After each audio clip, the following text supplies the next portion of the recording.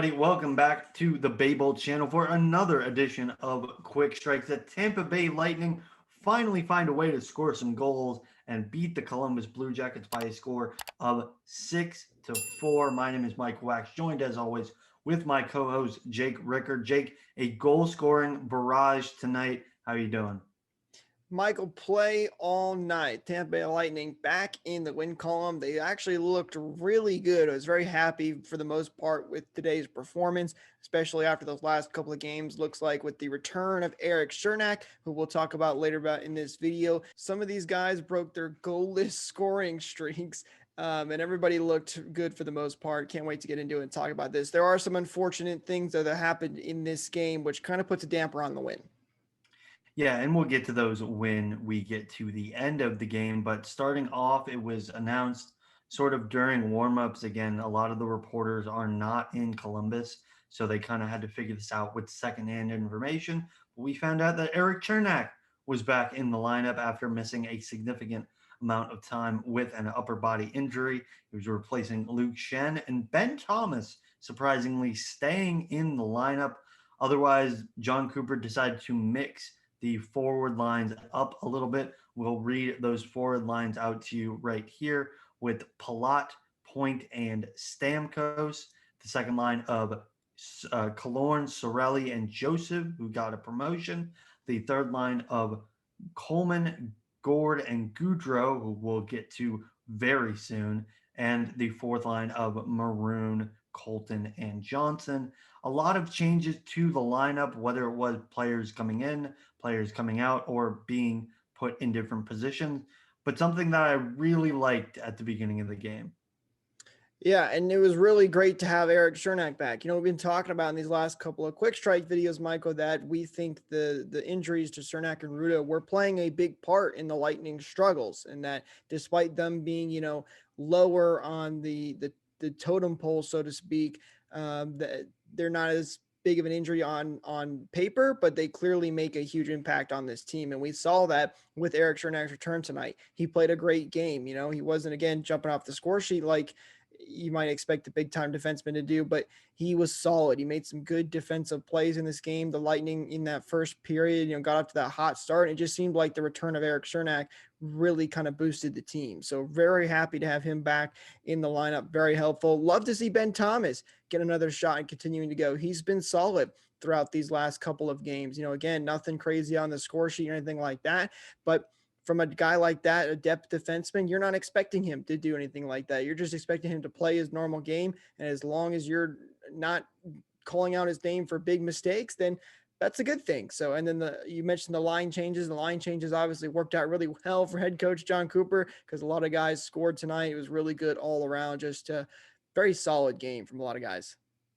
Yeah, for the lines themselves, I find it very funny that in terms of 5-on-5 production, there was only one goal that came from the not Yanni Gord line, which was the Ross Colton goal, of course, because Colton keeps on scoring. That's 4 goals in his last 5 games.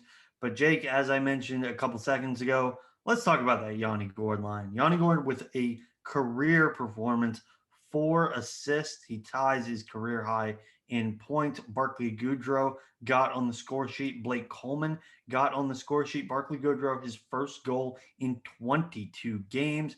Then Ryan McDonough was on the ice for both of those goals as well. The big 2-goal performance from Ryan McDonough really put the game out of reach at certain points, whether it was that 4-1 goal late in the first period or that 6-2 goal when things started to look a little hairy in the second. A big performance from him. The forward line of Gord, Goudreau, and Coleman has, I guess, struggled in advanced metrics recently, but they came to play tonight and they were the Lightning's best line. Very well deserved for Yanni Gord, who has put his heart and soul into every single game. But his last couple of weeks, we mentioned him on these quick strike episodes that he has been playing so well despite the team's struggles, and he came out and played again today and had 4 assists in this game, which is absolutely fantastic. Unfortunately, he could never get the puck in the back of the net. Had a couple close ones there, but he was great tonight. I love that line as a whole. They were just flying on all cylinders, which is really, really good to see. That line was great. And then the continuation of, as you mentioned, Ross Colton in that fourth line, even though they mixed it up there with Joseph not on that fourth line, Johnson on there instead, which, by the way, Johnson had a great game today. I know we've been hard on him, and a lot of fans love to jump on Johnson, but he was solid today, had a lot of momentum, and it seemed like he cared, which is what we've been saying for a long time. Like, you just give us some effort, something here. And he did tonight, and he looked good, which is good to see. That's the Johnson we all know and love. You mentioned Ryan McDonough. He was fantastic today, really got on the offensive side of the things, which is good to see. He's normally really known for his shot blocking as well. That's something he's really good at. But he got into the offensive action as well, which was great to see. So all those guys, very solid games. They've been so good, and they've been continued to be good. Yanni Gourde, I hope his point streak here continues. They got 4 assists in that game. Hopefully, he can pick up some goals now, because if anybody deserves it, it's Yanni Gourde, because he puts his heart and soul into every single game. Yeah, and I think another thing that we saw that really translated into Yanni Gourde's success tonight was that he was playing a lot of wing recently, whether it was with the Braden Point and Andre Palat line or the Alex Killorn and Anthony Cirelli line. He was really going back and forth in the lineup. They finally put him back at center. They put him with the guys that he's normally with in Blake Coleman and Barclay Goodrow, and he rewarded them less than a minute into the game, and he kept on rewarding them with some big time plays. His finishing ability tonight did leave a lot to be desired. He had 3 or 4 open nets, which he just did not capitalize on. Yanni Gourde could have had 6 points tonight if everything rolled out perfectly, but he didn't. And that's just the way that the puck rolls sometimes. Overall, a solid performance from that line. And as you mentioned, Tyler Johnson with a very solid game, giving a little bit of effort, especially on the sort of 5 minute stretch of him giving that puck to Ross Colton for the assist and then diving for a puck that ultimately did not hit him, but he did a bit of a cartwheel to try and block the shot. That's the type of effort that we like to see. As far as the negatives go, we want to get into the negatives before we get into your fan questions. If you have any fan questions after any of the games, reply to us on Twitter or put them in the YouTube comment section below after every game so we know what you guys want to hear, what you guys want to hear from us. Biggest negative, of course, I think, is the Steven Stamkos injury. Again, we don't know how severe it is. John Cooper said after the game that he would let the Lightning fan base know tomorrow. But this is concerning again because you have a player who is a tremendous goal scorer, had a goal today, tremendous playmaker. What a great leader he is. And yet sometimes it feels like he can't stay on the ice. And hopefully, this is one of those situations where it's minor.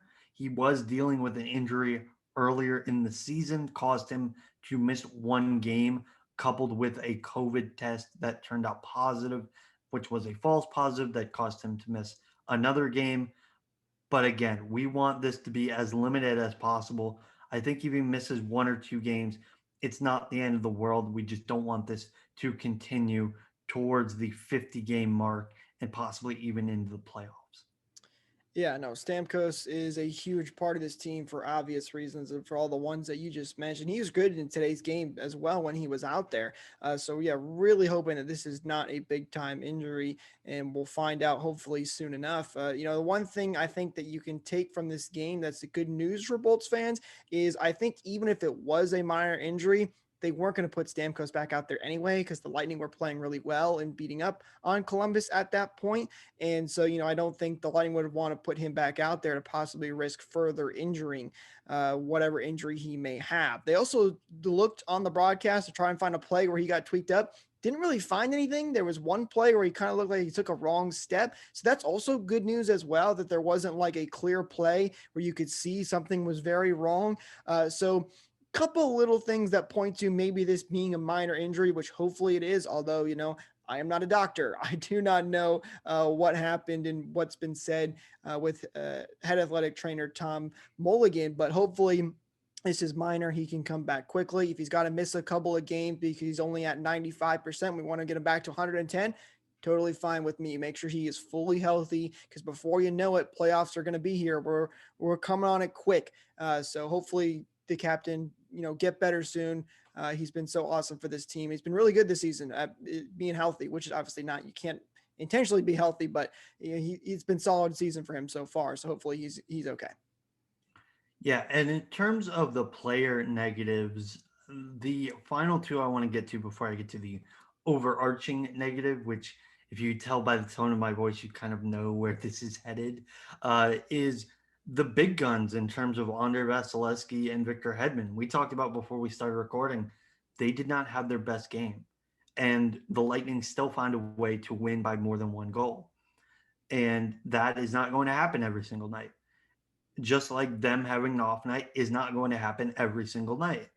But there were a couple of goals where I looked at Vasilevsky and wondered, would you normally stop that if we weren't up 6-2 or 5-1? Probably. Victor Hedman, he looks a little bit more tired than usual.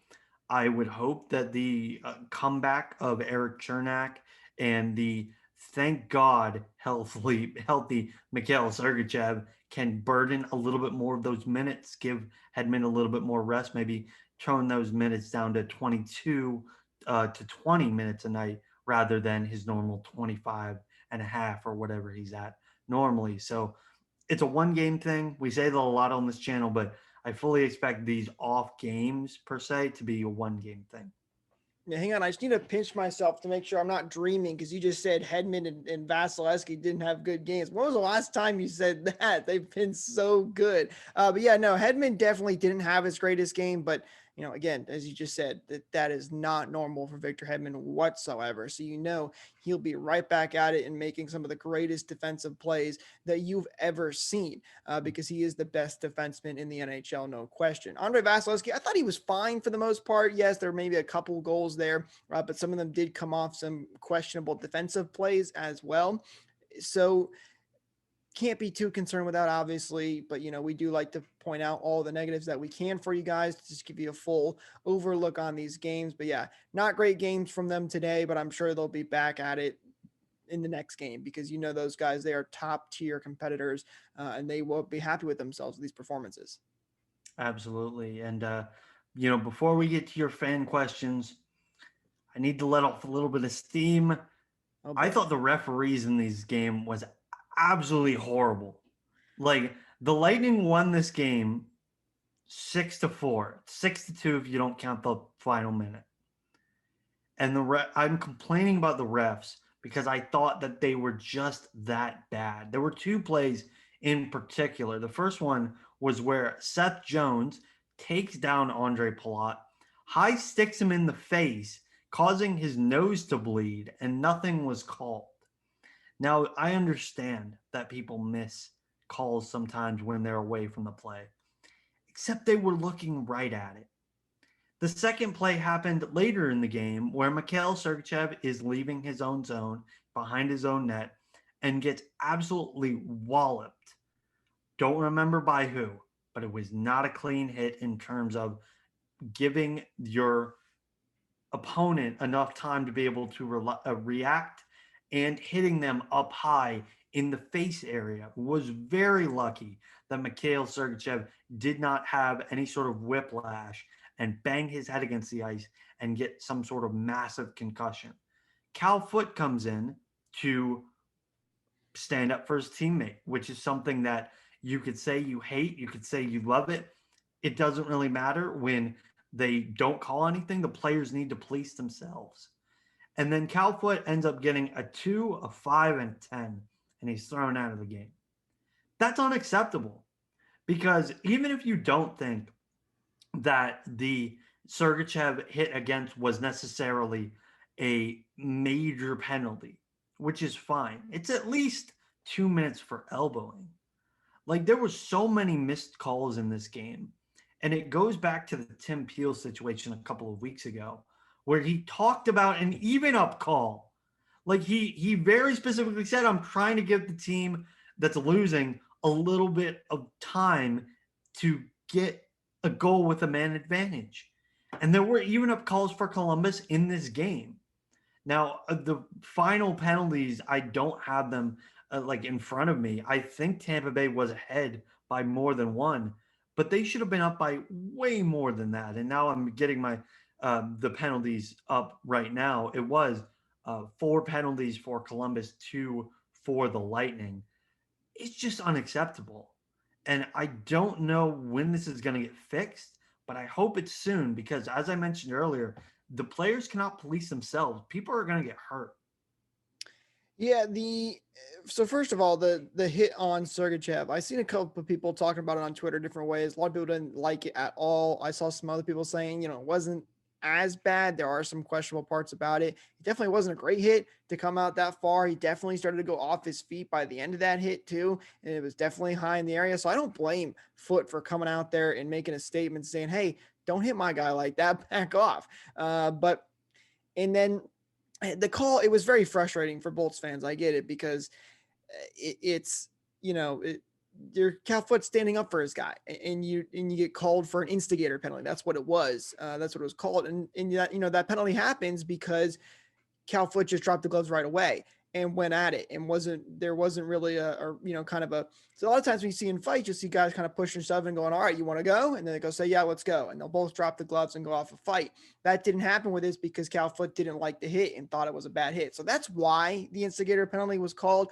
But I mean, what are you supposed to do? Just let people run over your guys and not do anything? So you expect there's to be some retaliation. So I know that was a very questionable call. And, the Lightning did have a lot of calls go their way, I would say, just because they had more penalties. And that goes back to what you're talking about with these referees. And this has all come to light because of that instance, right? Because they're trying to even things up. And it's because the referees don't want to have a game where they call 4 penalties on Columbus and just 1 on Tampa Bay. And then fans can go, look, how did we only get 1 power play in that whole entire game? Well, the refs are swaying it. So they're trying to make it as even as possible so they don't get called out. But then it creates instances like this where you see something like that, they call a penalty, and you're thinking, why is that a penalty? How on it? So it's a lose-lose situation for these referees. The Lightning obviously won this game, so I'm trying not to complain about it too much. Good teams find ways to win even when penalties don't go your way. Which the Lightning did today, even though they had the majority of the power plays in today. Columbus didn't do that, I would say. But yeah, there were some missed calls there. That happens every single game. I don't really understand why there wasn't a call on the hit originally to at least even it up, and why it was only Foot that got the penalty. Didn't make any sense to me, but uh, I don't know. Hopefully they do something about it, although I don't see anything changing in the near future, maybe in the off season when the GMs get together and they talk about that kind of stuff for ownership and all that stuff. But uh, frustrating, I know, but it is what it is. Yeah, I'm just frustrated that we could potentially seen two massive injuries today, and neither one of the players that caused the injuries had any sort of repercussion. So you're always defensive of your team. I think that's the reason why a lot of people in Bolts Nation are so upset, is because they want to see accountability for those types of plays. But at the end of the day, Lightning won. That's all you can be happy about. Let's go to our fan questions. Tonight we have a couple of fan questions. The first one coming from at Drew underscore D99 on Twitter, asking, will the captain be okay? Man, I hope so. Yeah, no, obviously, as we mentioned earlier in the show, we don't know the extent of the injury as we didn't get any updates after the game, but we'll find out tomorrow. Make sure you follow us on Twitter at Bay_Bolts so you get that update, because we will be tweeting that out as soon as we know so we can inform you guys. But yeah, hopefully he's okay. He's a guy you want to see on the ice and want to perform for this team, especially come playoff time. So we'll have to wait and see, though, what the update on the injury is.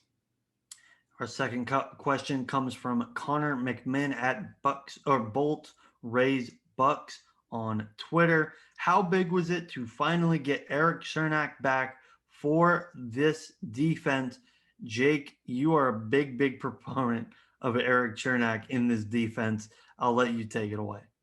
It was huge, and for obvious reasons. Cernak made a huge play early in this game, a good defensive block. He's just a really solid defenseman, and we saw the jolt to that defense. I know the defense wasn't perfect in tonight's game. It still got a lot of work. Like we mentioned, Victor Hedman didn't have his best game. But even if you compare tonight's game to some of the other games that the Lightning have played in the last 10, let's just say, the defense was already better, and you noticed it right away in this game when the Lightning got off to that really hot start, even though that was the offense that was getting on the score sheet with goals. But the defense I thought was also solid despite a couple of issues. And this is Eric Chernak's first game back. It's going to take some time to adjust with the new lines and everybody getting back into the full swing of things. So you can't expect them to be perfect right away. And we're still without Jan Ruda, who is still another big part of this defense, despite, not being a top tier defenseman when it comes to like overalls and rankings and all that good stuff. So yeah, Eric Cernak was awesome to have back. It's going to be really good having him going forward. Now we only have to rely on one depth defenseman, whether that's Ben Thomas, Luke Shen, even Boardman. I don't think he's going to get back in the lineup though anytime soon, unless there's another injury. But whatever it is, it's good that we're only relying on one guy now. Love to have Eric Cernak back. Hopefully we get Ruda back soon as well. I mean, hopefully the Lightning find a way to bolster that through the trade deadline. But again, that is for someone to figure out how we're going to get the roster flexibility and cap space. Which, by the But, way, Savard was scratched in today's game for a possible trade. Now, whether that's with the Tampa Bay Lightning or another team, who knows? Because, like we said, I don't think we're going to make any trades. Hopefully, we'll have a trade deadline video pre-show coming out very, very soon by the time you're seeing this video that talks a little bit about that. But who knows? It could be interesting here. We might have a trade for Savard coming up, and maybe it's with the Lightning. Who knows? maybe. I mean, I hope so. He could have just walked between locker rooms to come to Tampa Bay if he had been traded to us during or before the game. The last fan question we have comes from Desemes on hashtag Caveman on Twitter. What is our defense's truest vulnerability? Forward back checking, defenseman coverage, outlet passes towards offensive zone, too much defensive spacing at the blue line, leaky goals, other. I'll take this one and I'll just say it really depends on the goal. You have to look at this defense and you have to look at who's on the ice and where they're positioned. If you want my honest opinion, I think a lot of the Lightning's goals against come on the rush, which is something that they do need to fix, especially recently. They've had a lot of goals against on the rush. And probably a lot of that has to do with the fact that when they were playing the Red Wings, Chris Gibson was in net. And I think he's a fantastic AHL goalie, but he was not good in that game against Detroit. So that is a situation where, those rush goals you don't really take into account.